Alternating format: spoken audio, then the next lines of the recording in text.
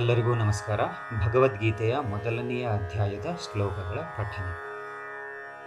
ಓಂ ಶ್ರೀ ಪರಮಾತ್ಮನೇ ನಮಃ. ಅಥ ಪ್ರಥಮೋಧ್ಯಾಯಃ ಅರ್ಜುನ ವಿಷಾದಯೋಗಃ. ಶ್ಲೋಕ ಸಂಖ್ಯೆ 21ರಿಂದ 23.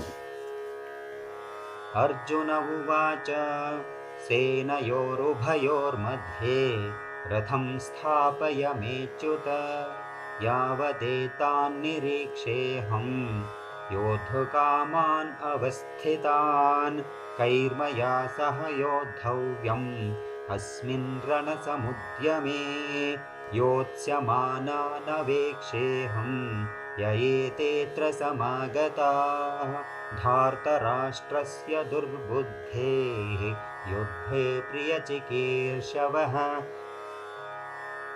ಧನ್ಯವಾದಗಳು.